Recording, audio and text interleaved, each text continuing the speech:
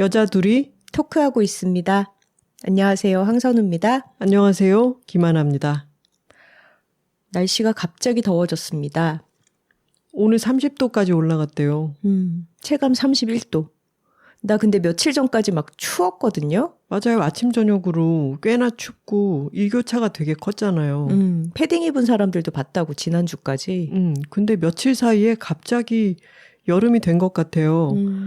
저희 오늘 저녁을 집에서 먹고 오늘 걸어갈까 해서 이 소리째로 한 15분 걸어서 왔는데 아직은 열대야가 오기 전이어서 저희 집에서 소리째로 오는 길에 중간에 홍제천으로 빠져서 올 수 있거든요. 그 홍제천변을 따라서 이렇게 걸어오면서 러닝하는 사람들, 산책하는 사람들 사이로 나무들도 구경하고 물소리 들으면서 왔는데 기분이 참 참삼하니 좋았습니다. 또 계절이 갑자기 변하니까 식물들이 새로운 얼굴이 되잖아요. 그걸 구경하는 것도 새로운 계절의 즐거움이었죠. 지난번에 진 선배 출연하셨을 때 공사를 해가지고 홍제천변을 다 막 끌어엎어놨다 막 이렇게 얘기를 했었는데 그때부터 나타났던 샤스타 데이지라고 푯말만 꽂혀있던 흙바닥 같았던 곳이 지금은 꽃이 지천으로 쫙 희게 펴서 또 나름의 정취를 만들고 있고 또 소리째로 홍제천변에서 도로 쪽으로 나무 계단으로 올라오잖아요. 그 바로 앞에 있는 게 진 선배가 이게 오디나무다 이렇게 가르쳐 주셨잖아요. 그랬죠. 그래서 나무 계단을 오르기 전에 다시 한번 쳐다보면서 이게 오디나무라고 하셨지. 수피가 조금 독특하게 생겼군. 이걸 눈여겨보면서 이제 왔어요. 이 홍제천변 길은 작업실이 있기도 하고 또 여기를 통과해서 탁구 치러 가기도 하고 그러기 때문에 정말 수도 없이 오갔죠. 그러니까 우리가 아는 길이라고 할 수 있습니다. 아는 길에 아는 나무들도 좀 있고 이제 아는 새들도 좀 살잖아요. 낯익은 외가리도 항상 정해진 구역에 있기도 하고 오리 가족들도 보이고 오리 가족이 또 아기 오리들이 태어나는 시즌 그게 한 요즘이지 않나요? 맞아요. 한 4월부터 6월 정도까지. 아유 그 아기 오리가 태어나서 오리 가족들이 이렇게 쫑쫑쫑 다니는 그 모습을 보면은 아기들이 털이 너무 어수룩하고 물결을 일으킬 때도 진짜 잔물결 너무 가소로운. 털이 어수룩하다는 말이 있어? 왜? 아니 약간 어설프다 이런 느낌인 거죠. 그런 말 안 써요? 아니 보통 어수룩하다 그러면 뭔가 지적인 능력에 대한 얘기 같잖아. 털이 어수룩하다 그러니까 귀여워가지고. 우리 또 말을 진지하게 다루는 사람들로서 표준 국어 대사전에서 어수룩하다를 지금 찾아봤습니다. 네. 어수룩하다, 형용사. 겉모습이나 언행이 치밀하지 못하여 순진하고 어설픈 데가 있다. 그러면 아기 오리의 털이 어수룩하다. 이거 맞는 표현이네요. 그렇죠. 정확하게 국어를 사용하셨네요. 치밀하지 못하여 순진하고 어설픈 데가 있다. 사실 찾아보니까 더 정확한 어떤 부분이 있네요.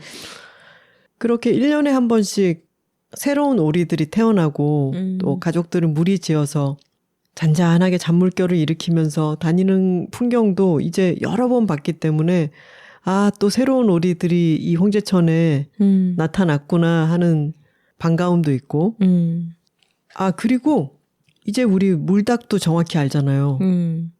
물닭 굉장히 놀랍도록 까맣잖아요.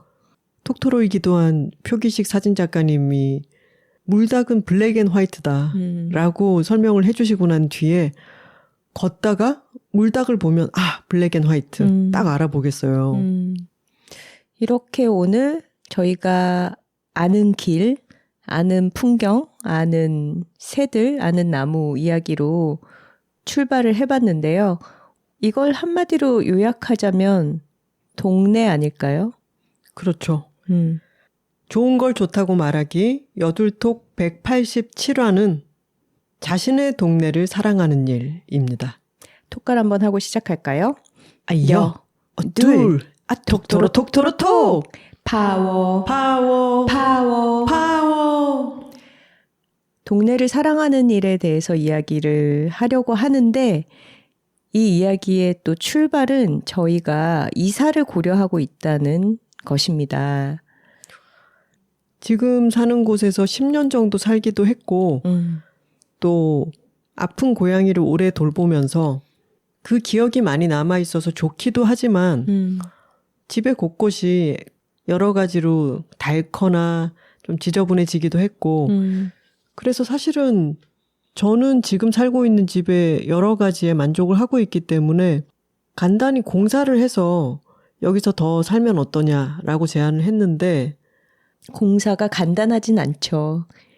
그쵸. 또 고양이와 함께 또 어디 옮겨가서 있어야 되고 그럴 바에 그냥 차라리 이사를 하자. 그리고 오래 살았으니까. 왜냐하면 하나 씨도 지금 우리 같이 사는 집이 독립하고 나서 가장 오랫동안 산 집 아니에요? 10년을 살았으니까. 그렇죠. 한번 분위기를 바꿔볼 필요도 있겠다라고 생각을 해서 이사를 고려하기 시작했고 마음속에 이제 그런 생각의 씨앗을 갖고 생활을 하다 보니까 새로운 동네는 어떨까? 이런 식으로 바라보게 되잖아요. 그래서 우리가 일하러 간 동네라든가 약속이 있어서 어딘가에 갔을 때 여기는 살아보면 어떨까? 이 주변에는 어디가 괜찮은 주거 지역이 있나? 이런 눈으로 좀 바라보기 시작했습니다. 근데 그렇게 돌아다니면서 여기도 좋아 보인다. 여기는 되게 공원이 넓게 있네. 이런 얘기를 나누다가도 막상 이제 저녁이 돼서 집 근처로 돌아오면 항상 결론이 그렇게 나는 거예요. 역시 우리 동네 좋다. 근데 이게 그런 생각도 드는 거예요. 익숙한 곳에서 오래 지내다 보니까 내가 뭔가 모험에 대한 욕구라든가 이런 게 좀 줄어들고 나이도 먹고 해서 좀 보수화되어서 움직이고 싶어지지 않는 건가?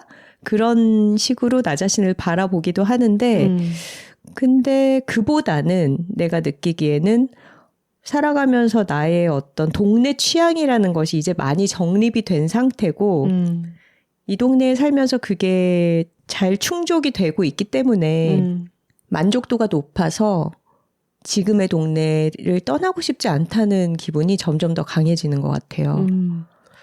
지난주에 탁구를 치고 나서 선우 씨는 어느 순간부터 탁구에서 수영으로 갈아탔기 때문에 선우 씨는 수영을 하고 저는 탁구를 치는 곳이 같죠. 청소년 센터잖아요. 청소년이 아닌 중년들도 받아주는 고마운 장소. 중노년이 대부분이야. 근데 거기서 멀지 않은 곳에 북카페가 하나 있다 그래서 거기에 뭐 샌드위치 같은 브런치도 있다. 그거를 우연히 알게 돼서 탁구 치는 친구한테 거기 한번 가볼까? 해서 찾아갔어요. 근데 분위기가 괜찮고 겉에서는 간판도 없고 작은 입간판이 놓여 있지만 입간판에도 아무것도 적혀 있지 않았어요. 그냥 흰색이기만 해. 그러니까 아는 사람만 갈 수 있는 곳인 거예요. 맵을 보면서 찾아가서 여기가 맞나? 생각하면서 들어갔더니 앞에서 봤을 때 너무 작아 보이던 거에 비해서는 안쪽에 그래도 아기자기하게 공간이 있고 커피도 맛있고 샌드위치를 먹고 이렇게 있다가 거기 사장님들도 아주 젊어 보이시길래 여기 언제 오픈하셨어요? 이렇게 여쭤봤어요. 근데 그랬더니 잠시 멈칫하시더니 2013년이요? 이러시는 거예요.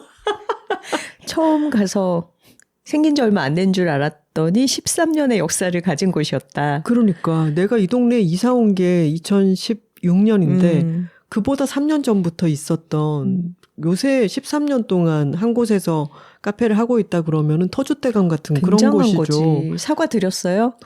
못 알아뵈서 죄송합니다. 아 정말요? 막 이랬죠.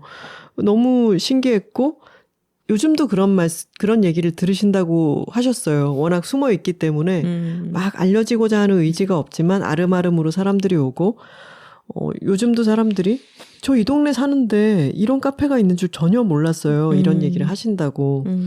근데 13년이나 된 카페가 그렇게 조용하게 계속 운영을 하고 있다는 게 우리 동네가 또 되게 멋지게 느껴지는 거예요. 그리고 바로 옆 테이블에 앉아 계시던 분이 나가기 전에 냅킨에다가 쓴 쪽지를 주고 가셨는데 알고 보니까 저희는 정말 여둘톡을 열심히 듣는 열혈 새 모녀 톡토로가 우리 가족들이다. 맞아요. 그래서 하나 씨가 받은 그거를 집에 가져와서 저한테도 보여줬죠. 오늘 톡토로한테 쪽지 받았다고. 그리고 저도 망원동에서 카페 샤라웃 한번 하겠습니다. 누야그라고 하는 카페를 운영하고 있어요. 너무 반가워서 하지만 시간을 방해할까봐 바로 아는 척은 못하고 이제 일어서시면서 저한테 쓱 냅킨에 쪽지를 주신 거예요. 거기도 곧 가봐야겠네요. 누야그. 제가 맵에 찾아봤더니 이쪽에 있구나라고 이제 머릿속에 넣어두었고 그쪽으로 산책하러 갈 일이 있으면 한번 들러봐야지 생각하고 있어요. 우리가 동네에 이렇게 10년을 살았지만 아직도 모르는 곳들이 많이 있고 이렇게 새로 발견하는 재미가 또 있기도 해요. 그죠? 그러니까요. 또 얼마 전에는 소바집이 있대 하고 찾아서 갔는데 또 거기도 숨어 있어. 2층이에요. 가서 봤더니 사람도 많고 소바를 먹으면서 왠지 사장님이 낯이 익어서 얘기를 나누다 보니까 우리가 잘 가는 다른 집의 사장님이 새로운 장르로 소바를 꼭 해보고 싶어가지고 여셨다는 거예요. 거기를 연 지가 2년이 지났는데 또 그것도 모르고 있었던 거지. 그래서 이사를 가네 마네 하면서 이 동네가 또 생각보다 좋지 않아 이런 얘기를 나누던 중이었고 나름대로 조용히 성업을 하고 있는데 전혀 몰랐던 동네의 숨은 곳들을 새롭게 발견하다 보니까 역시 우리 동네가 재미있고 얼마 전에 또 선우 씨랑 주민체육센터 가서 운동하고 나서 같이 걸어서 또 숨어있는 이탈리안 레스토랑을 한 군데 갔잖아요. 숨어있지만 거기도 오래됐죠. 맞아요. 거긴 3년 정도 됐다고 했어요. 우리 동네를 우리가 안다고 생각하지만 모르고 있는 곳들이 곳곳에 아직 많이 숨어 있고 또 이 동네는 여러 실험을 많이 하고 있는 곳이기 때문에 적극적으로 찾아 나서려고 하면은 또 완전히 다른 새로운 지도를 그려갈 수도 있는 곳인 거예요. 맞아요. 그러면서 내가 이 동네를 좋아하는 이유, 여기서 사는 게 재밌다, 즐겁다라고 느끼는 이유에 대해서 좀 더 생각을 해보게 됐는데 이제 저희가 자주 가는 동네 중에도 훨씬 더 좀 새 아파트들이 많이 있고 좀 쾌적하고 깨끗해 보이는 그런 동네들도 있잖아요. 근데 그런 곳에 갔을 때 약간 아쉬운 점이라면 좀 작고 개성 있는 가게들보다는 프랜차이즈나 체인점인 밥집, 카페들이 훨씬 많지 않나? 근데 그런 곳에서 살아가는 것보다는 좀 이렇게 작은 가게에서 사장님의 운영 원칙이 뚜렷하게 느껴지고 좀 자기만의 어떤 스타일로 업장을 운영하는 그런 곳들이 좀 있는 곳이 나는 재밌다. 이런 생각을 또 하게 되더라고요. 그런 점에서 마포구가 재미있는 곳인데 마포구 중에서도 우리가 살고 있는 쪽 말고 다른 쪽에는 새로운 아파트가 아주 많고 좀 계획적으로 만들어진 그런 곳들이 빽빽하게 있는 그런 동네도 있죠. 근데 아무래도 저희는 좀 더 자연 발생적으로 이리저리 생겨 있는 집들을 조금씩 고쳐가면서 있는 가게들이 많은 이 동네의 골목 분위기가 더 정겹다고 생각을 하는 거죠. 그게 어떤 사람들의 눈에는 덜 쾌적해 보이거나 멋지지 않아 보인다고 느낄 수도 있겠지만 저희는 이런 쪽을 더 좋아하는 취향인 거죠. 선우 씨는 동네라고 하면 동네가 어디까지인 것 같아요? 우리 동네는? 우리 동네라고 할 때, 일컬을 때 사실 나는 망원동에 이전에도 산 적이 있잖아요. 그리고 약간 광범위한 개념의 우리 동네 언저리에서 계속 뭐 합정동, 서교동, 망원동, 상수동 이렇게 옮겨 다니면서 오래 살아서 사실은 우리 동네라고 인지하고 있는 범위가 좀 넓은 것 같긴 해. 한 상수에서 마포구청역 언저리는 다 우리 동네다 이런 느낌? 나보다 더 넓게 공간을 쓰고 있구만. 그렇지. 작년에 선우 씨가 마포 구립 윈드 오케스트라에 오디션 봤을 때 내가 마포구에서만 27년을 살았다 이렇게 어필했다고 했잖아요. 1년이 더 지났으니까 28년을 산 게 되겠네? 그렇지. 99년부터. 99년부터면은 27년 아니야 이제? 9900 하고 1부터 26까지 더하니까 28년 차. 올려치기. 저는 종로구에 오래 살았고 선우 씨랑 같이 망원동에 이 집으로 이사 오면서부터 마포 구민이 됐으니까 저는 이제 10년 차죠. 11년 차인가? 2016년부터 살았으니까. 제가 생각할 때 동네는 합정역 있는 뭐 메세나폴리스 있고 교보문고 있는 그쪽 희우정로 끝에 YG가 있고 그 정도까지에서부터 더 북쪽으로는 청소년 센터가 있는 데까지 그리고 마포 중앙도서관 있는 데까지 정도를 합정, 성산, 망원 동 정도가 되겠네요. 그렇게가 우리 동네라고 생각하고 있어요. 여기서 재밌는 게 하나 씨가 동네의 경계라고 느끼는 어떤 한계를 지우는 어떤 지형 지물들이 본인이 자주 가서 이용하는 시설들이야. 맞아. 거기까지 내가 걸어가고 볼일을 보기 때문에 동네라고 인지하지 행정 단위가 어디까지를 경계로 한다라는 것과는 인지하는 거는 별개예요. 그렇죠. 그리고 큰 도로로 구획 지어지지 않는 거예요. 맞아요. 지금. 그 도로 건너에 내가 좋아하는 빵집이 하나 있으면 거기까지가 동네인 거지. 확장이 되는 거야. 서교동도 우리 동네로 칠 수 있는 느낌도 있는데 그럼요. 서교동에 왜냐하면 훈고링고 브레드가 있고 리퍼가 있기 때문에 거기까진 우리 동네다. 예전에는 카페 미카야가 있을 때는 거기가 이제 저의 빙수 최애 집이었는데 거기까지를 우리 동네로 생각했어요. 근데 오랜 영업 끝에 카페 미카야가 없어지고 나니까 거기에까지 내가 우리 동네라고 생각했던 것에서 동네가 조금 줄었어. 이거 굉장히 뼈 아픈 인식이네요. 정말 동네는 인지의 문제예요. 그리고 내 마음의 문제. 그리고 감정과 관계의 문제이기도 한 것 같아. 내가 오랫동안 애착을 가지고 다니는 가게가 있는 곳까지를 나의 동네라고 여긴다라는 것은 그렇기 때문에 어떤 동네에 살기 시작하고 나서는 그곳과 정이 드는 시간이 필요하기도 하고 완전히 모든 것이 다 새로운 곳에서는 이런 관계들이 생겨나는데 훨씬 더 오래 시간이 필요한 것 같아요. 왜냐하면 그 장소도 시간이 쌓이고 거기에 색깔이 생겨나는 어떤 역사가 필요하고 나도 그것과 맺는 관계가 필요하고 그렇기 때문에 그렇기 때문에 마음이 너무 힘든 사람들의 경우에는 이사를 해서 자기 환경을 일시에 바꾸는 것이 또 큰 도움이 되기도 한다고 하죠. 없어진 카페 얘기를 하니까 오늘 마침 저희가 걸어서 냉면집에 갔다가 아까 낮에 햇살이 생각보다 너무 따갑길래 요새 잘 가는 우리 동네 망원동에만 있는 옷가게 브랜드가 있어요. MMO 가든이라고.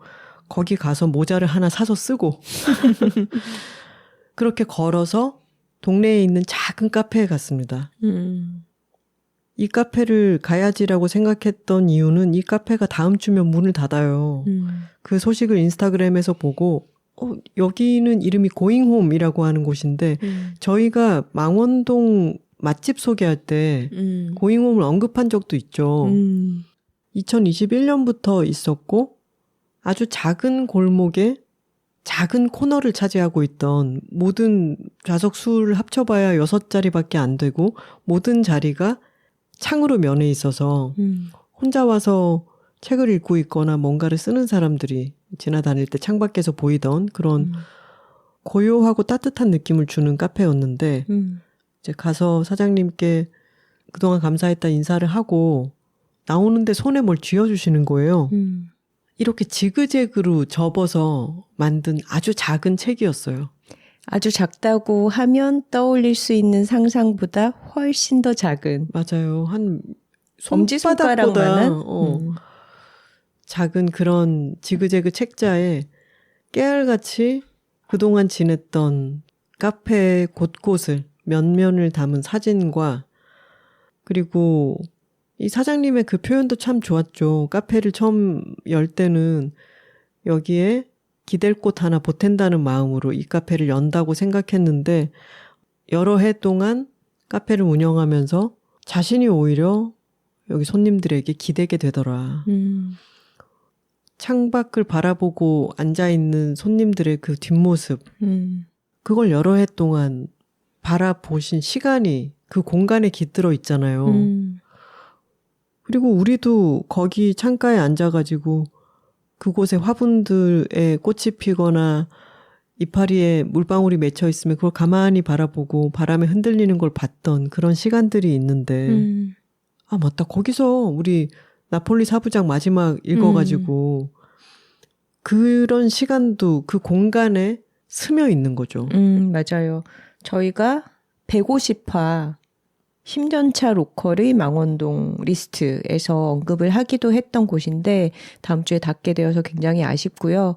이제 거기 가면 항상 보게 되는 풍경이 거의 혼자 온 손님들 아니면 2명 정도의 그런 단촐한 손님들이 조용히 앉아서 책을 읽거나 창밖의 풍경을 보거나 메모지를 꺼내가지고 뭔가를 적고 있는 그런 모습들 속에 저희도 앉아있곤 했었는데 거기 가보면 좀 그런 느낌이잖아요. 아, 이 동네 근처에 사는 사람들이 뭔가 여기를 자신의 책상으로 쓰고 있구나. 그렇죠. 그 자기 거실이나 자기 공부방에서 뭔가 할 수 있는 활동들을 이 공간에 와서 좀 더 확장된 개념으로 공간을 쓰고 있다.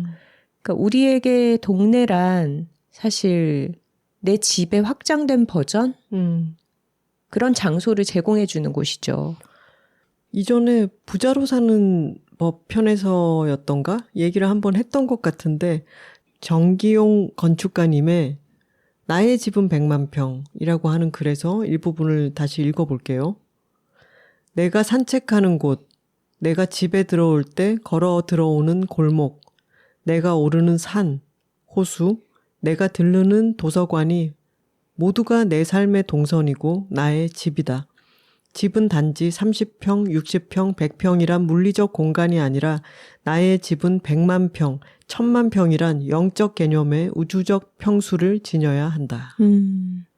내가 동네를 너무 작게 잡았네. 100만 평으로 잡았어야 되는데 근데 이런 개념으로 접근을 하면 정말 자신의 공간을 더 넓게 소유하고 점유하려는 그런 개념에서도 벗어나게 되고 그리고 건축이라는 것의 공공성에 대해서도 생각해 보게 되면서 아, 우리가 속해 있는 이 사회 전체를 아름답게 가꾸고 누리는 것이 너무나 모두에게 중요한 일이구나 이런 생각을 하게 되죠. 한 몇 주 전에 저희 탁구장에 큰 경사가 있었어요. 우리가 파주에서 독도로 투게더 했던 그 날에 마포구 탁구 대회가 있었거든요. 하나 씨는 그래서 출전을 못했죠, 아쉽게도. 그쵸? 근데 우리 선배님들이 우승을 한 거야. 오. 우리 60대 선배님들이. 그래서 큰 경사네요. 그 며칠 뒤에 회식을 한 거죠. 회식을 1차로 하고 헤어지다가 그게 좀 아쉬웠던 사람들끼리 2차를 하게 된 거예요. 우승자분은 근데 집에 가신 뒤에 아니었나요? 우승자 한 분은 같이, 한 분은 다른 일이 있으셨던 것 같고.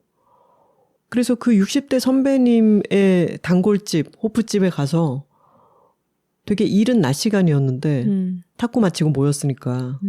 근데 호프집 아직 문 안 열었는데 괜찮아 내가 전화하면 돼. 그래서 호프집 사장님이 부랴부랴 오시고 그래서 막 여러 시간 동안 맥주를 마시면서 축하도 하고 이런저런 이 동네의 삶에 대해서 막 이야기를 나눴는데 다 근처 사시는 분들이 그 청소년 센터에 탁구 치러 다니니까. 그렇죠. 심지어 어떤 분은 그 호프집 바로 옆에 있는 곳에 뭐 사러 오셨다가 우리를 발견하고 잠깐 합류하셔서 아이스크림도 사주시고 그랬는데 거기서 일단 올 상반기 제일 재미있는 술자리이기도 했고 내가 우리 또래랑 누렸던 동네의 모습과는 또 다른 어떤 층위를 발견하게 된 거예요. 이 탁구장에 10년 넘게 다니고 계신 여러분들에 대한 이야기라든가 이분들이 학부모로 서로 알게 됐는데 운동도 같이 하고 있고 이 동네에 어디를 살았었고 근데 이 동네에서 좋아하는 거는 어떤 점이고 이런 이야기를 함께 막 나눴는데 늘 같이 운동을 하는 분들이었지만 이제는 같은 동네에 거주하는 여러 다른 세대의 사람들로서 만나서 이야기를 나누니까 너무 흥미롭고 즐거운 거예요. 그래, 얼마나 즐거운지 11시에 탁구 친다고 나간 아이가 5시까지 안 오더라고요, 집에. 근데 지금 하나 씨가 중요한 얘기를 한 게 예전에는 그런 이웃들의 문화라는 게 살아있었잖아요. 그냥 옆집들과 안면도 트고 지내고 그러면서 서로 좀 세대가 다른 사람들이랑 뭐 살아가는 이야기도 나누고 동네 정보도 공유할 수 있고 근데 이제 그런 게 거의 해체된 현대 사회잖아요. 근데 이 체육센터라는 곳을 중심으로 해서 생겨난 동네 커뮤니티를 하나 씨가 경험을 하고 있는 거죠.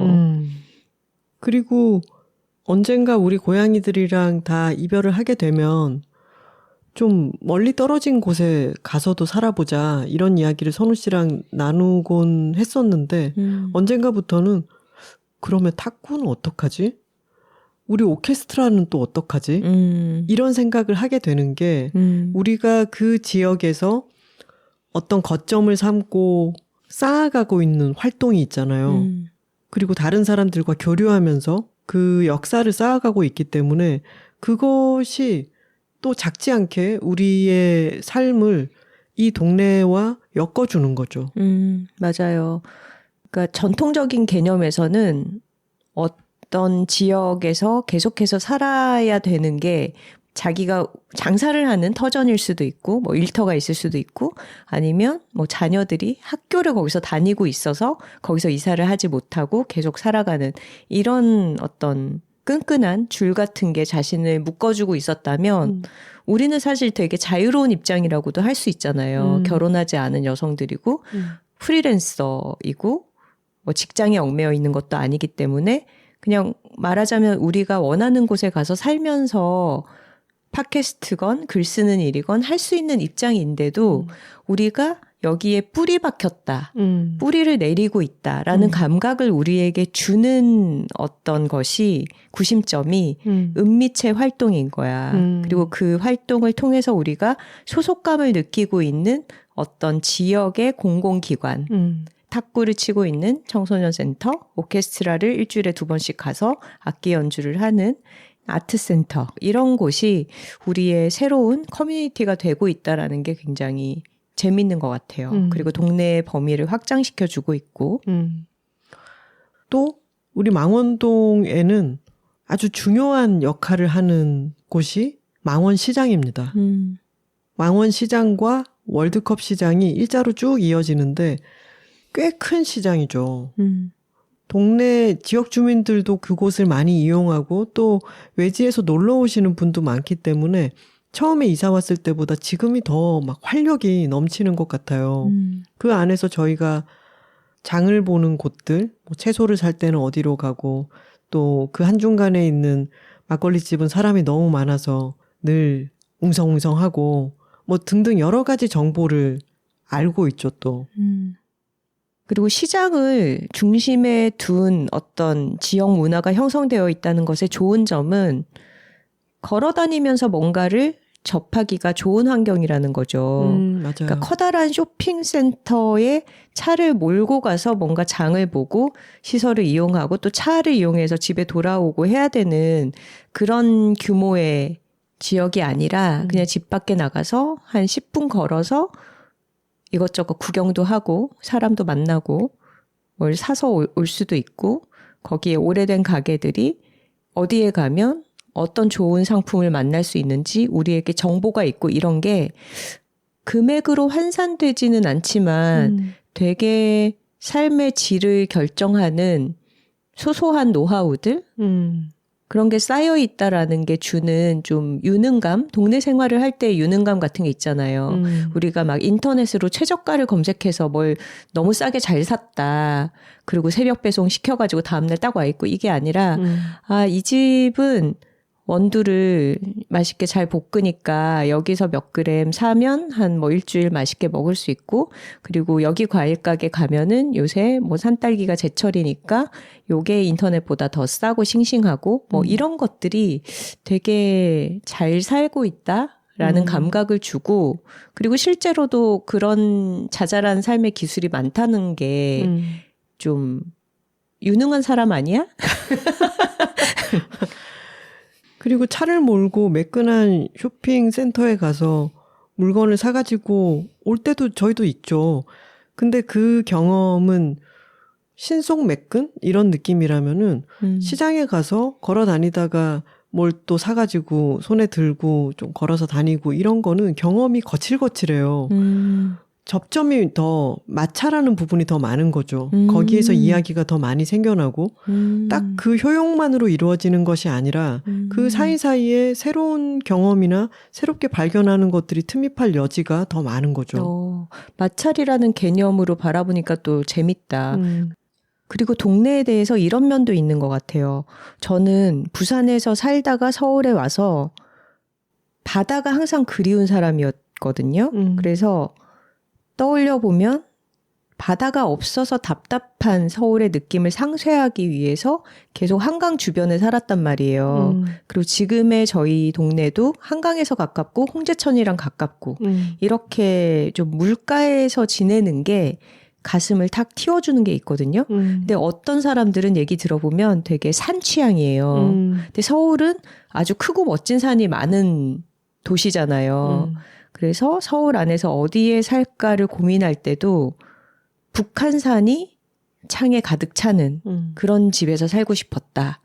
라거나 뭐 뒤에 인왕산이 있어서 이 지형이 마음에 든다거나 그런 분들도 있고 뭐 바닷가 도시에 사는 분들은 바다가 보이는 게 자신에게 주는 어떤 감각적인 부분이 너무 중요해서 거기 산다. 이런 분들도 있죠.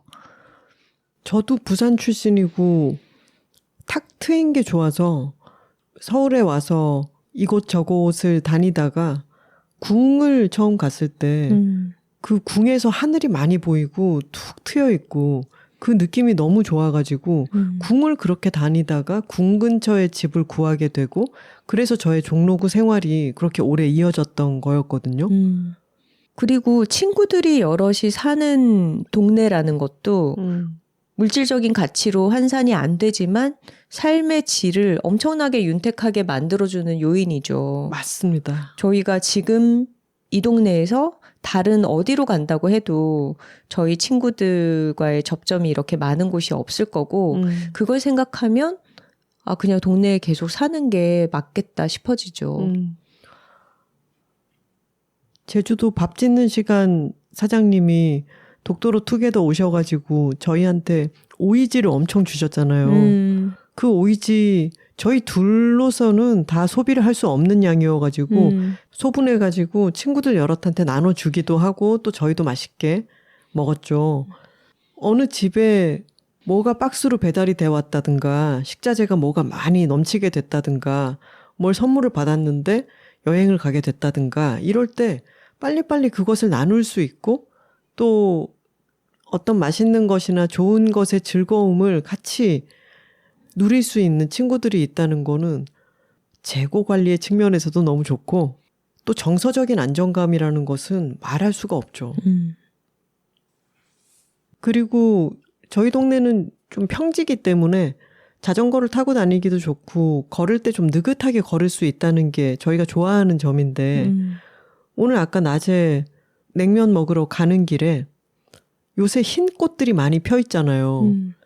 김신지 작가님의 제철 행복에 보면은 입하 무렵이 잎 하얀 꽃이라고 기억을 하셔라. 입하 무렵에 흰 꽃들이 많이 핀다라고 하셨는데 요즘 그래서 희게 피는 꽃들 여러 가지를 이거는 뭐다 저거는 뭐다 얘기하면서 다니기를 저희가 좋아하거든요. 근데 오늘 처음으로 이름을 알게 된 꽃이 있어요. 그건 떼죽나무 꽃이었습니다. 떼죽나무는 인지를 하고 있었는데 떼죽나무 꽃이 또 그렇게 귀엽고 예쁜 줄은 오늘 처음 알았어요. 저희가 늘상 다니는 골목인데도 주의를 기울이면 그 골목에 항상 봤던 나무지만 그 나무가 입하 무렵에 흰색, 하얀 꽃을 피운다. 그래서 그 골목에 새로운 인상을 들이운다라는 걸 또 발견할 수 있죠. 그게 참 동네를 걷는 것에 소소하고도 큰 재미인 것 같아요. 그리고 또 걸어 다니면 그런 거 있지 않아요? 아는 강아지나 아는 애. 맞아. 하지만 말을 나눠본 적은 없어. 나 혼자 일방적으로 갖고 있는 어떤 친근감? 그쪽에서는 우리를 알지 못해. 근데 걔 알아. 이 털 부숭부숭하네. 사람 되게 좋아하는 애. 아니면은 동네에 새롭게 나타난 강아지가 있는데 걘 진짜 천방지축이더라. 아직 애기 같아. 이런 이야기를 나누잖아요. 그렇게 꼭 나무나 건물처럼 그 자리에 있는 것뿐만이 아니라 그 동네에 다니는 다른 존재들도 동네를 구성하죠. 저희는 이제 10년 동안 살고 있는 저희 동네 생활에서 조목조목 애정을 느끼는 부분에 대해서 이야기를 하고 있는데 톡토로들은 또 각자 자신의 동네에서 사랑하시는 부분이 있을 거예요. 뭐 신축 아파트 단지는 그 동네 나름의 좋은 점들이 분명히 있을 거고 또 저희는 평지에 살지만 언덕배기 동네는 그 언덕 동네 나름의 정치와 또 재미있는 여러 가지 삶의 풍경들이 펼쳐져 있겠죠. 근데 제가 새삼스럽게 이렇게 동네를 좋아한다는 생각에 빠져 있는 게 최근에 이사를 고려하면서 여러 가지 정보들을 접하다 보니까 SNS에 그런 계정이 있는 거예요. 뭐 요새 부동산에 대해서 막 정보를 알려주는 그런 계정들도 되게 많아요. 그러면서 뭐 임장을 제가 뭐 30군데를 다녀봤습니다. 막 이런 영상들이 뜨기도 하고. 근데 그런 계정 중에 한 군데에서 이런 곳은 절대로 집 사지 마세요. 알려드림. 막 이런 시리즈가 있는 거야. 근데 그 중에 하나가 우리 동네인 거야.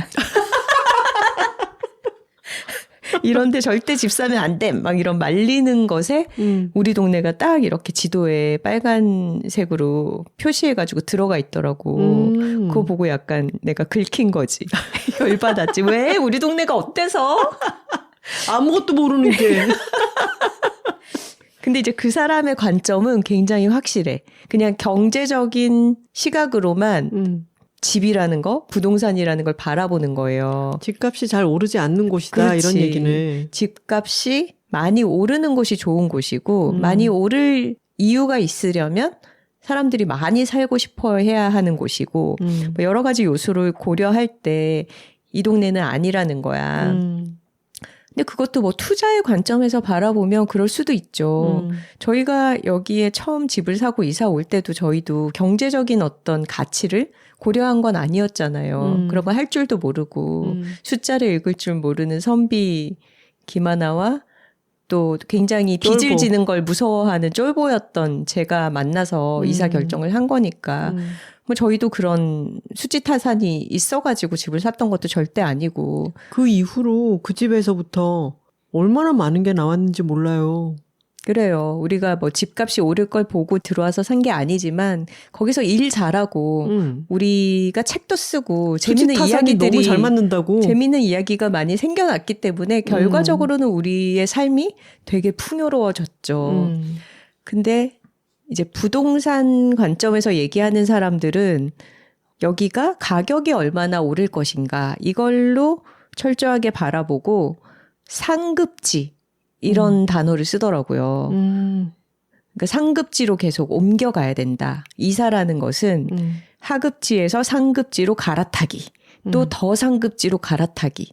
이게 바로 이사의 목표라는 거야. 몇 년 살다가 또 더 나은 동네로 가고. 피곤하다. 근데 이런 게 약간 무슨 말을 하는 건지는 알겠지만 동의하고 싶지는 않은 마음이 드는 거죠. 특히나 상급, 하급 이런 식의 단어를 거주지에다가 붙인다는 그렇지. 게. 그거는 마치 정말 집이라는 것, 주거지라는 것의 의미를 그냥 투자의 가치로만 바라보는 거잖아. 하지만 우리는 집에 머무르면서 되게 많은 시간을 보내고 단지 집 안, 나의 대문 안에, 현관문 안에 경계선 공간뿐이 아니라 아까 얘기한 것처럼 동네 가게들, 동네 카페, 내가 자주 가는 산책로, 집 옆에 천, 그리고 내가 자주 이용하는 어떤 공공시설, 도서관, 체육관 이런 곳에서 우리 삶에 정말 많은 것들을 만들어 가잖아요. 근데 그런 것들을 다 지워버리는 느낌이 든다고 할까?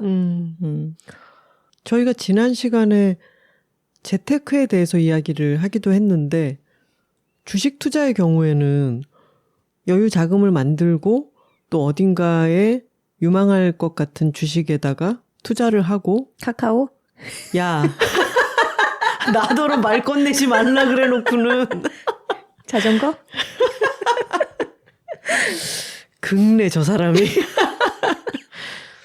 근데 그거는 무형의 것이잖아요. 근데 집의 경우에는 집은 경제적 가치만으로 바라볼 수가 없어요. 왜냐하면 그 집 안에서 우리가 살잖아.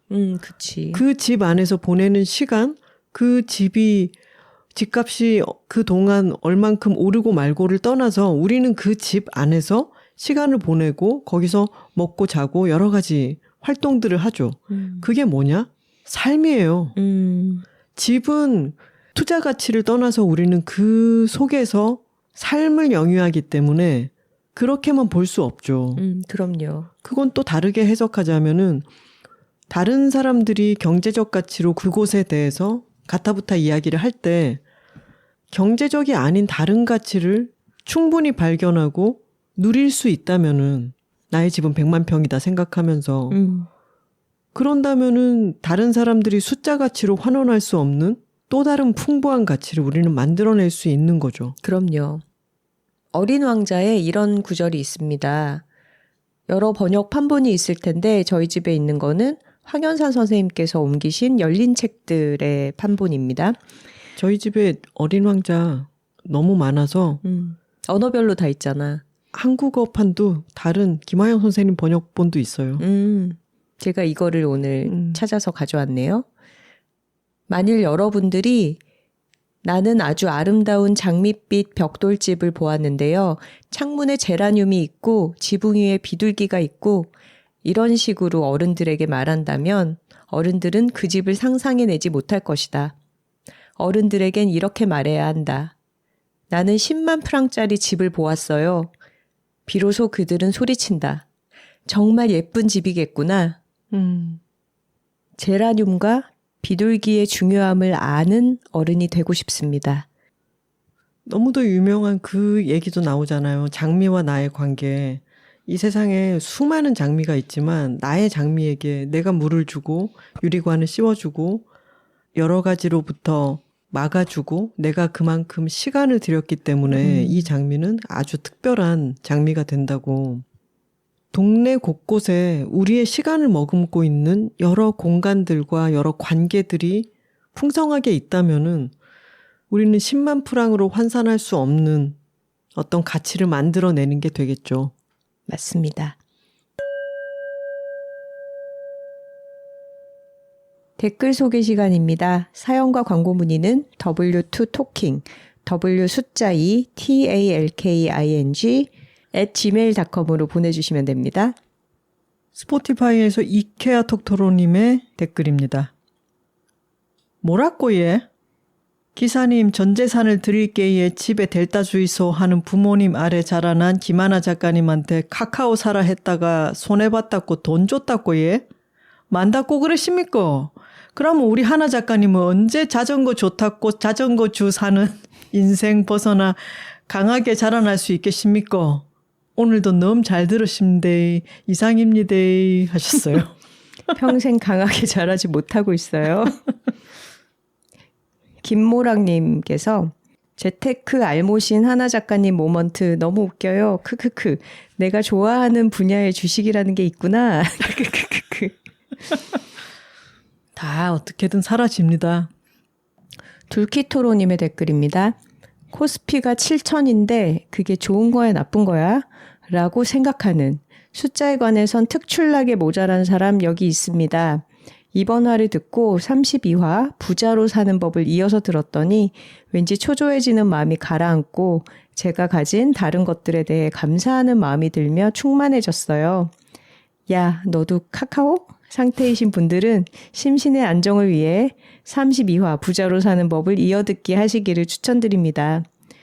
그리고 이번 화는 왠지 하나 작가님의 황선우를 고발한다 특집 같은데 크크크. 황선우는 냉장고에 음식을 안 넣어놓는다. 황선우는 나에게 카카오를 사라고 했다. 황선우는 물걸레 청소기보다 청소를 도와주지 않는다. 황선우는 나에게 1000몇백 페이지의 책을 던져주며 요약해달라고 했다. 너무 해맑고 악이 없는 하나 작가님과 너덜너덜한 선우 작가님 크크크 하셨네요. 해맑고 악이 없는 걸까요? 저는 단 하나의 거짓말도 하지 않았습니다. 계속해서 저를 고발하는 김하나와 속이 넓은 저 아닐까요? 중문동 센터핀님께서 이번 화 듣고 카카오 주식 사고 싶어진 사람 저뿐인가요? 자전거 좋아하는 마음으로 삼천리 자전거 주식을 보유하는 하나 작가님 마음처럼 두 작가님을 좋아하는 마음으로 두 분과 같은 주식을 가지고 있고 싶은 그런 마음이 생기네요. 후후. 이분 굉장히 위험하신 분이네요. 그런 마음이 드신다면 여둘톡을 열심히 듣고 톡건을 하고 여둘레드 제품들을 사시면 되지. 카카오 주식 안 됩니다, 지금. 그거 하지 말라고 얘기한 건데 핵심 파악을 이렇게 하시면 안 돼요. 저뿐인가요? 하셨는데 님뿐입니다. 수욱스님께서 조용한 생활이 돌아와서 기뻐하는 생활인인데 마침 여둘톡의 광고가 나와서 반가웠어요. 저는 두 분이 생활력 코너에 나오셨던 에피소드 좋아해서 한 번씩 다시 듣기도 했거든요.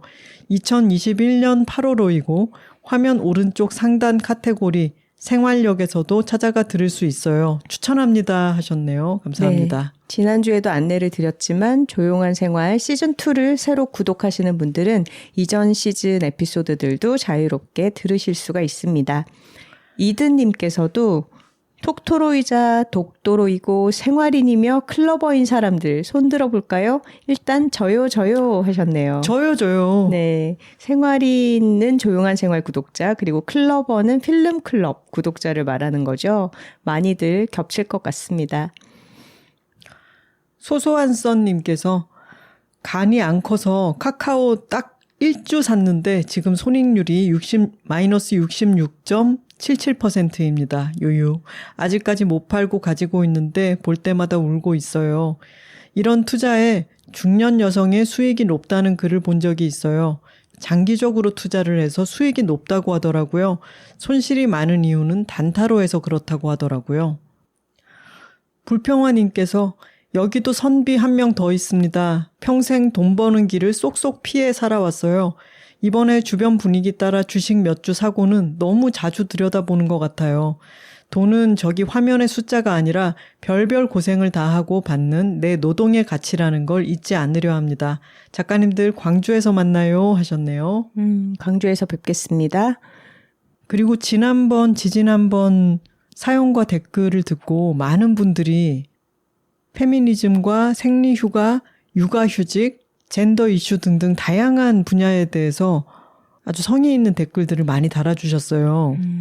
파고들자면 하나하나 이야기거리가 정말 많은 주제들이죠. 다 잘 읽어보았습니다. 감사합니다. 군부리님의 댓글 읽어볼게요. 주식하는 사람들이 세상의 모든 것을 심지어 사람이 죽거나 다친 사고까지도 이로 인해서 어떤 주식이 오를까와 연관을 짓는 경우를 너무 많이 봐서 주식이라는 것이 인간성을 파괴하는 것 같다는 생각을 갖고 있었습니다. 그런데 작가님들께서 본업이라는 중심을 잡는 것을 이야기해 주시니 건강하게 주식을 하는 방법도 있을 수 있겠다 싶네요. 그래도 저는 불안이 큰 사람이라 특정 주식을 사고 팔기보다는 ETF라는 냉장고 정도만 활용해 봐야겠습니다. 사회 초년생 때 회사에서 재테크 관련 특강을 듣게 되었는데 그때 강연자분이 사람들이 장기 투자는 안정적으로 하고 단기 투자는 공격적으로 하는데 사실은 반대로 해야 한다며 장기 투자의 경우 미시적으로는 오르락 내리락 해도 결국 큰 그림은 우상향하게 되어 있다며 근거 데이터를 보여주셨고 그렇기 때문에 노후 대비를 위해서는 연금저축 보험이 아닌 연금저축 펀드를 해야 한다고 알려주셨습니다.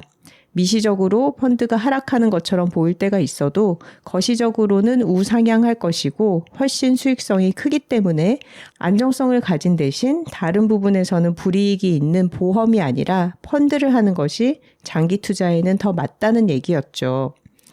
그때 투자에 대해 한번 크게 깨달음을 얻었지만 초년생 월급으로는 한 달 벌어 한 달 살다 보니 투자할 돈이 조금도 없었고 이직하며 연봉이 조금 오른 후에 연말정산 혜택을 목적으로 연금저축 펀드를 시작했습니다. 연금저축 펀드는 당장 세액공제를 받을 수 있으니 좋고 다른 재테크 아무것도 안 하고 있지만 그래도 뭔가 노후를 대비하고 있다는 생각이 들어서 나만 뒤처지는 걸까 싶을 때 마음을 조금 안심시켜 줍니다. 저처럼 재테크에 관심이 없거나 불안이 높으신 분들 중 현재 분위기에 포모를 느끼신다면 연금저축 펀드 시작해 보시길 권해드립니다.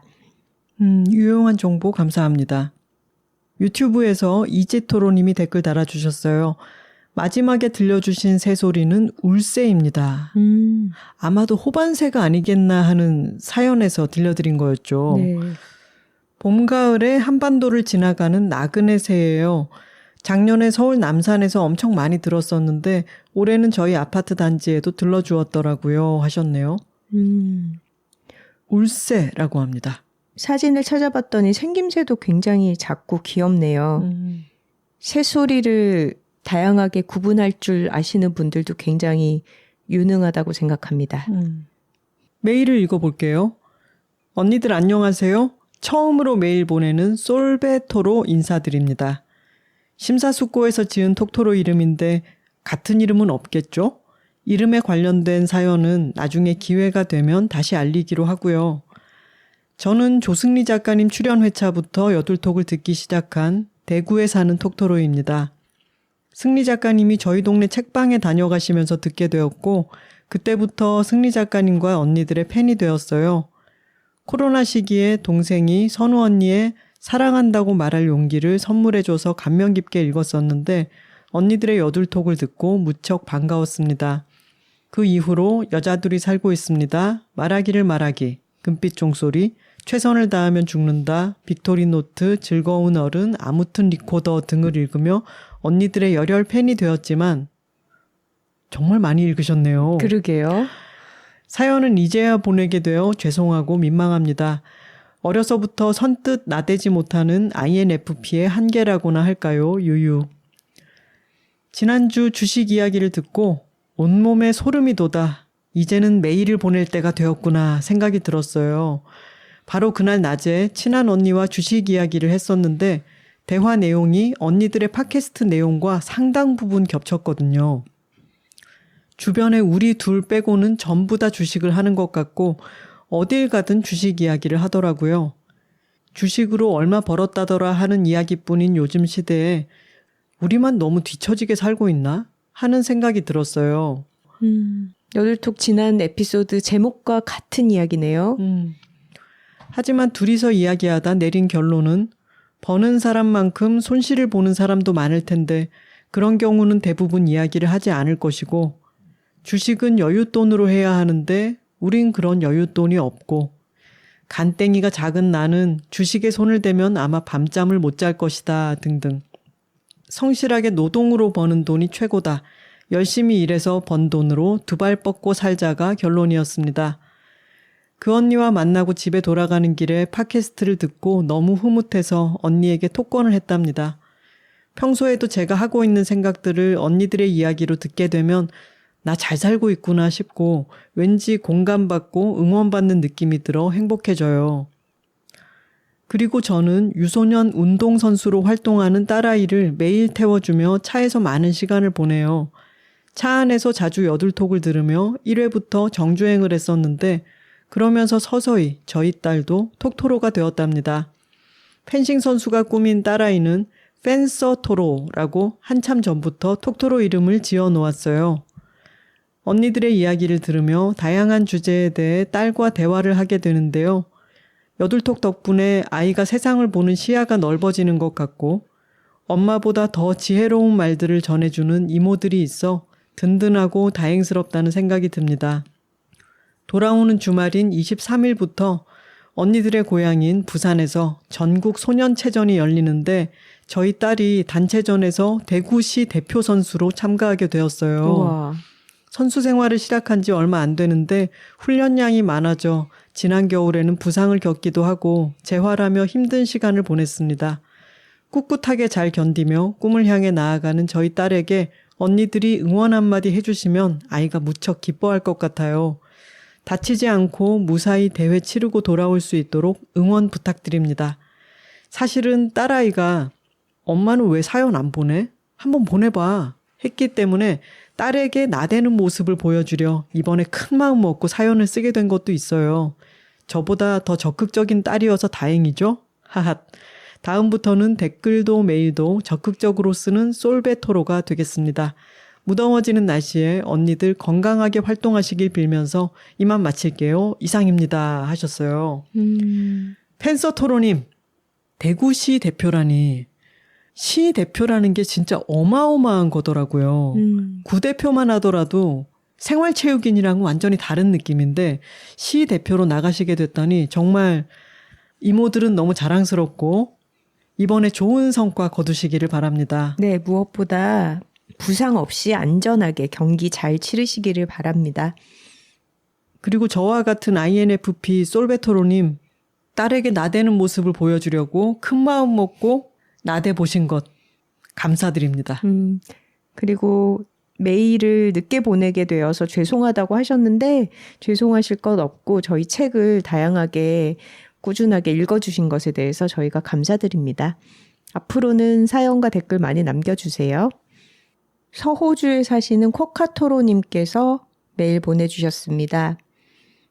하나선우 작가님 안녕하세요. 오늘은 조금 울적한 마음을 위로받고 싶어서 이렇게 메일을 쓰게 되었습니다. 오래전 사연을 통해 이상입니다 열풍을 선도한 당사자인 저는 괄호 깨알 자기 PR입니다.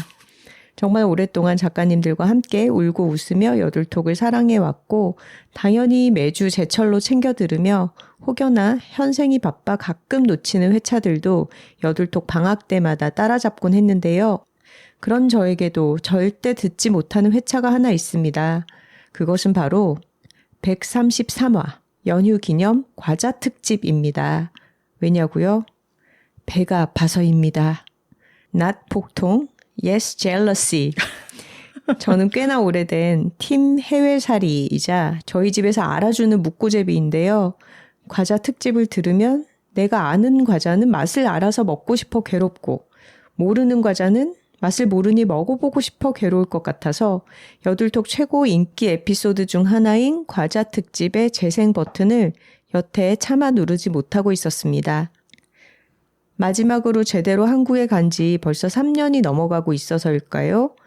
과자를 그리워하다 보면 한국을 그리워하지 않기 위해 생각하지 않으려 했던 너무 많은 것들이 떠오를 것 같아서 조금 두려운 마음도 없지는 않았을 것 같아요. 그런 저도 거부할 수 없었던 것은 바로 183화 라면 특집. 머리가 저를 멈추기 전에 손가락이 먼저 재생 버튼을 누르더라고요. 너무너무 재미있게 들었고 운전하며 길을 걸으며 시도 때도 없이 군침을 흘리는 시간이었습니다. 엄청 웃기도 했고요. 후회는 없었지만 역시 후폭풍이 대단했습니다. 물론 한인마트도 여기저기 있어서 기본적인 라면을 구할 수 있고 요즘은 오히려 대표적인 호주 체인 슈퍼마켓에서 신라면, 진라면, 김치라면 등 여러 라면들을 팔고 있어 한인마트에 가지 않고도 살 수 있습니다.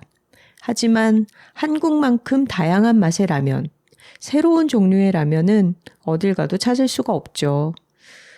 혹시 한국인이 많은 동부는 좀 다를지도 모르겠지만 제가 살고 있는 호주 서부는 요즘 한국 인구가 많이 늘기는 했어도 동부에 비하면 아직 턱도 없이 적어서 더 그렇지 않을까 생각해 봅니다. 구할 수 없는 것뿐인가요? 호주의 수입 기준에 맞추기 위해 후레이크나 건더기 스프의 변형도 많고 수입되어 오느라 제조 일자도 보통 오래되어서 같은 라면이라도 한국에서 먹는 것과는 비교할 수 없는 맛입니다. 그런데 라면 특집을 들어버렸다니 저는 판도라의 상자를 열어버린 것입니다. 그래서 고민 끝에 한국에 계신 저희 엄마에게 SOS를 쳤습니다. 엄마, 이번 주 여둘톡 들었어? 아직이야? 그럼 빨리 좀 들어봐. 이번 주 라면 특집인데 진짜 장난 아니야. 그리고 나 부탁이 있는데 라면 특집 얼른 듣고 몇 가지 골라서 나 라면 좀 보내주세요. 사랑하는 우리 엄마이자 동료 톡토로인 발림동 백여사 톡토로. 아직도 톡토로 이름이 없어서 제가 마음대로 부르는 이름입니다. 발림동 백여사 톡토로가 또 저의 간절한 부탁을 듣고 서둘러 라면 특집을 2번 연달아 들었다고 하더라고요. 그리고 그 후 일주일 동안 엄마는 동네 GS, CU, 이마트, 농협, 동네 슈퍼 등 총 5군데를 돌아다니며 라면 특집에서 소개된 것들과 제가 좋아할 만한 라면들을 큐레이팅하여 여둘톡에서 배운 팁인 제조 일자 확인까지 해가며 라면을 사다 모아 정성껏 포장해서 호주로 붙여주었습니다. 와. 아유, 어머니의 사랑이네요. 여담이지만 엄마는 저의 20년이 다 되어가는 해외 생활에 제가 어디에 있든지 택배라는 이름의 사랑과 응원을 언제나 가득 담아 보내주었습니다. 일본에서 유학 생활할 때 6년 동안 두어 달에 한 번씩 붙여주시던 정갈하게 밀폐 포장된 직접 만든 메추리알, 멸치볶음, 장조림, 김치, 먹기 쉽게 하나하나 포장한 떡들. 호주에 와서 더 이상 반찬을 보낼 수 없게 된 후 어느 날 계란찜기 하나만 보내달라고 했더니 전자레인지용 계란찜기와 직사각형 계란말이 후라이팬, 정사각형 계란말이 후라이팬, 2구짜리 계란 후라이팬에 넣어서 보내줬던 언젠가의 계란 광인 택배, 귀여운 스티커들, 여둘톡에서 들었던 배 워머, 예쁜 액세서리, 내가 제일 좋아하는 미니 약과, 택배를 보내기 위해 물건들을 사다 모으고 포장하고 들고 가서 붙이고 하는 것이 얼마나 큰 수고인지 잘 알기에 더욱 엄마의 사랑이라는 것을 알고 있습니다. 이번에도 엄마가 붙여준 사랑의 라면 택배를 기다리는 일주일 동안 저는 너무 행복했습니다. 엄마가 나를 위해 어떤 라면을 골랐을까? 여둘톡에 나온 어떤 해킹 방법을 써서 맛있게 먹어볼까? 회사 일과 대학을 병행하며 바쁘고 정신없고 스트레스 받는 나날 중에 택배를 받을 날만을 손꼽아 기다리고 있었죠. 그리고 오늘 드디어 택배가 도착했습니다. 신나는 마음에 택배를 촥 하고 열었는데 여러 맛있는 과자들에 묻혀있는 것은 멸치 칼국수 그리고 그뿐이었습니다. 멸치 칼국수 3개. 무슨 일이지? 아직 상황 파악이 되지 않은 채로 박스 속을 뒤져보니 서류가 하나 나왔습니다. 검역에서 저의 라면들이 싹 다 위반되어서 즉시 처분되었다는 것이었습니다. 아이고. 왜 생각이 미치지 않았을까요? 수입되는 라면들의 건더기와 스프가 변형되어야 했던 이유를요. 라면 스프에 들어있는 소고기 분말이나 건더기에 들어있는 고기들을 저는 간과했던 거였어요. 처분된 라면은 총 21개, 2.5kg. 엄마가 멀리 사는 딸 주려고 발품 팔아 사모은 라면들이 저의 행복이 그렇게 허무하게 사라져 버렸습니다. 아니, 호주의 검역이 빡센 것은 충분히 알고 있었지만 소고기 분말이 호주의 생태계를 파괴할 수 있나요? 물론 정당한 이유가 있었을 거라고 생각을 해보려고 했지만 아니 진짜 너무 슬프고 억울하고 서러워서 그 자리에서 엉엉 울었어요. 저 37살인데. 아이고. 그리고 남편한테 나 지금 니네 나라 너무 밉다고 소리쳤습니다. 남편이 잘못한 건 아니지만서도. 어쨌든 저는 이번 주말에 감자랑 양파랑 애호박 넣고 멸치칼국수 끓여 먹을 예정입니다. 그래도 살아가야죠. 라면이 없다고 엄마의 사랑과 응원까지 사라진 건 아니니까요. 대신 올해 말에 한국에 가면 라면 무진장 많이 먹고 올 생각입니다. 한국 가기 전에는 과자 특집도 들을 수 있겠죠? 위로받고 싶어서 메일을 썼다고 했는데 글을 쓰면서 정말 중요한 건 사실 따로 있고 그건 검역에서도 세관에서도 처분할 수 없고 바다를 건너서도 하늘을 날아서도 저에게 도착하고 있다는 것을 새삼 깨달았어요. 마지막으로 저희 엄마 백여사 톡토로가 올해 안에 여둘톡에 메일을 보내는 용기를 낼 수 있도록 응원 부탁드릴게요. 저하고 몇 번이나 보내보자고 얘기를 했는데 아직 저희 엄마에게 나데라 정신이 조금 부족한 것 같아요. 엄마, 제발 나 소원이야! 그럼 선우하나 작가님 긴 글 읽어주셔서 감사하고 늘 건강하세요. 이상입니다. 코카토로 드림. 라면 너무 21개. 안타깝고 또 뭉클한 그런 사연입니다. 호주, 뉴질랜드가 특히 검역이 까다롭다라는 얘기는 들었는데 너무 아깝네요, 라면. 그리고 기대하셨을 마음이 얼마나 실망으로 돌아섰을까 생각해보면 참 안타깝습니다. 그리고 추신 이렇게 쓰시면 엄마 메일 쓰기 더 부담스러워지시잖아요. 백여사 톡토로님은 부담 없이 나중에 천천히 메일 보내주시고요. 진짜로 검역과 세관에서도 처분할 수 없는 어머니의 사랑, 진하게 느껴지는 에피소드 재밌게 보내주셔서 감사합니다. 네. 올해 말에 라면과 과자 원껏 드시기 바랍니다. 그리고 톡토로 여러분, 생각나는 게 있으면 그때그때 짧게 메일 보내주세요. 너무 오랫동안 벼르고 별러서 메일을 보내주시면은 정말 대하 메일을 보내시게 되는데 그러면 저희가 방송에서 읽기가 힘들잖아요. 그렇죠? 다음 메일 읽어볼게요. 4월 23일에 보내주셨던 메일인데 그동안 저희가 독도로 투게더 등등으로 바빠서 계속 읽는 걸 놓쳤어요. 날짜가 좀 지나긴 했지만 저희가 꼭 공유하고 싶은 내용이어서 조금 늦게 이번 화에 소개를 하겠습니다. 선우하나 작가님 안녕하세요. 저는 20대 끝자락 전주에서 여둘톡을 듣기 시작해서 30대 중반을 지나는 지금 서울에서 여둘톡을 듣고 있어요. 저를 뭐라고 소개하면 좋을까 고민하다가 세토로, 아래가 디귿 받침입니다. 왜냐하면 저는 요즘 정말로 많이 새드하거든요. 작가님들, 제가 현재 살고 있는 집은 계약이 3월 24일에 만료가 되었는데요. 저는 3월 25일부로 보증금을 제때 돌려받지 못하는 피해자 세입자가 되었습니다.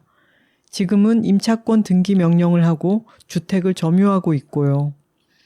아마 톡토로 여러분들 중에서도 저처럼 보증금을 돌려받지 못하는 분들이 더러 계실 거라고 생각해요. 좁은 인간관계로 살고 있는 제 주변만 해도 벌써 몇 차례나 발생을 했으니까요. 제가 살고 있는 주택은 개인 임대인, 임차인 구조와는 조금 다른 주택인데요. 제가 살고 있는 사회주택이라는 제도와 이 제도가 갖는 허술함에 대해 톡토로 여러분들에게 알려드리고 싶어서 메일을 씁니다. 작가님들, 사회주택이라고 들어보셨나요? 저는 4년 전 상경하고 집을 찾는 과정에서 사회주택을 처음 들었어요. 2022년 사회적으로 전세 사기 이슈가 대두되던 때였고 집을 신중하게 고르는 중이던 저는 SH 홈페이지에서 사회주택 입주 공고를 처음 발견했어요. 쉽게 말해 사회주택은 공공과 민간이 함께 운영하는 주택인데요. 지금 제가 살고 있는 주택을 예로 들자면 허그와 SH가 출자한 자금으로 서울투자운용이라는 리츠가 토지를 사들이고 이 토지를 민간 회사인 녹색 친구들에게 싸게 빌려줍니다. 토지를 시세보다 저렴한 가격에 임대받은 민간 회사는 그 토지 위에 회사 소유의 주택을 짓거나 매입해서 임차인에게 보다 저렴한 시세로 주택을 제공하는 구조예요. 공공이 참여하는 사업이기 때문에 개인 간의 계약보다 안전할 것이라고 판단한 저는 이 주택에 입주했습니다. 저와 같이 입주한 19세대 세입자들도 같은 마음으로 사회주택에 입주했고요. 그런데 웬걸 4년간의 계약 기간을 마치고 저희에게 돌아온 건 보증금 미반환 사고예요. 토지 소유주인 법인 대표는 잠수를 탔고 법인의 사업을 모니터링하며 관리 감독해야 하는 공공기관은 이제 와서 사고를 수습하면서 서로 책임을 회피하기 바쁜 현실을 매주 마주하고 있어요. 이 상황을 처음 인지한 날을 잊지 못합니다. 계약기간 만료가 가까워지는 시점에 임대회사로부터 어떤 연락도 없었어요. 그게 이상하여 계속 연락을 취했지만 일주일간 연락이 닿지 않았고 불현듯 이상함을 감지한 저는 무턱대고 회사 사무실에 찾아갔습니다. 그런데 사무실이 공실이지 않겠어요? 그때 가슴 철렁했던 때를 잊지 못해요. 그때 발견하지 않았으면 상황은 더 악화되었을 것 같기도 하고요. 알고 보니 이미 사회주택 보증금 위반한 사고는 2025년 작년부터 발생하고 있었습니다. 공공과 민간이 협력하여 임차인들에게 합리적인 주택을 제공한다는 꽤 그럴싸한 정책이었지만 열고 보니 제도의 허술함이 너무 많았던 탓이지요. 토지 소유주와 주택 소유주가 다르다는 이유로 허그는 본인들이 출자한 사업임에도 불구하고 보증보험을 들어주지 않았어요. 그렇다면 이러한 사고가 발생하지 않도록 임대회사 관리감독을 잘 했어야 했는데 모니터링도 엉망이었고요. 작년 사고가 난 기사를 찾아보니 공공기관인 SH에서 대위 변제를 해주었지만 임차인들이 돈을 돌려받기까지는 약 1년이라는 시간이 소요되었더군요.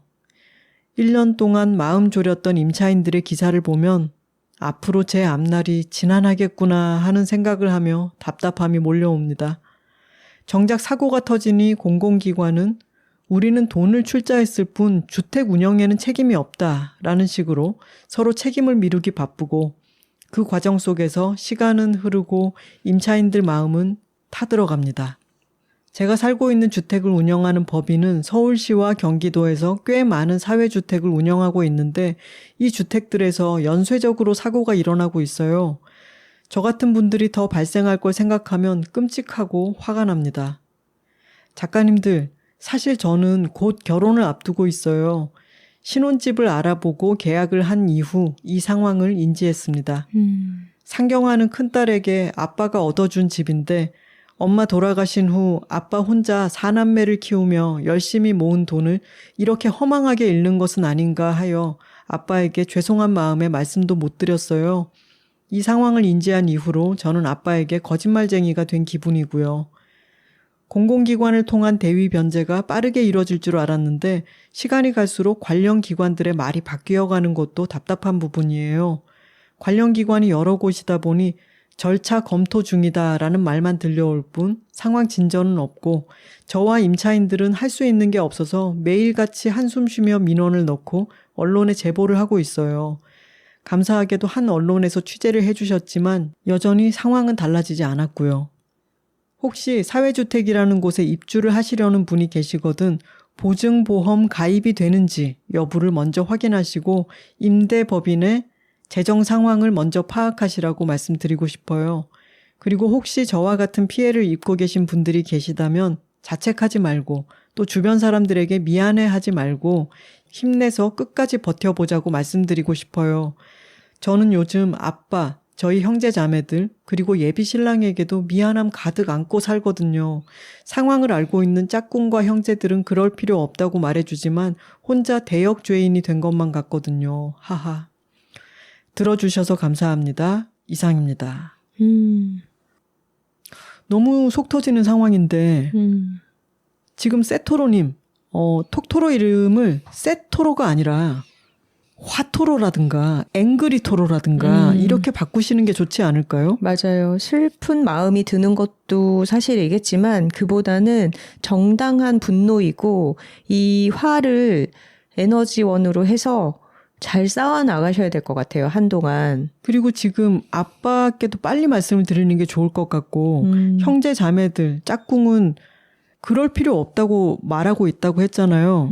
여기서 계속 미안하다는 말을 하는 것은 오히려 짐을 더 얹어주는 거예요. 짝꿍과 형제자매에게 위로의 짐까지 얹어주지 마시고 자리를 박차고 일어나서 화를 내십시오.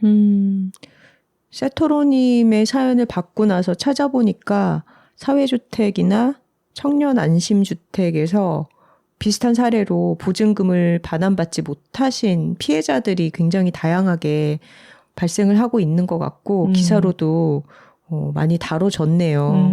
법적인 대응도 잘 하시고 꼭 신속하게 돌려받으실 수 있기를 기도하겠습니다.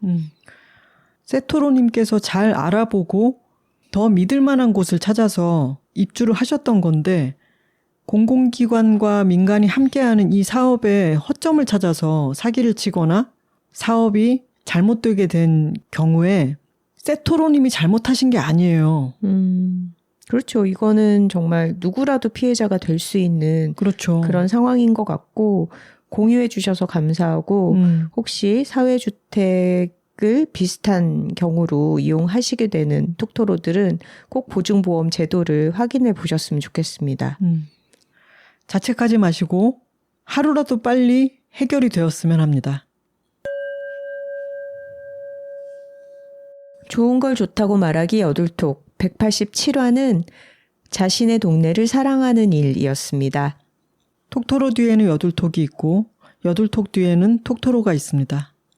저희는 다음 주에 새로운 주제로 돌아오겠습니다. 화요일입니다. 감사합니다.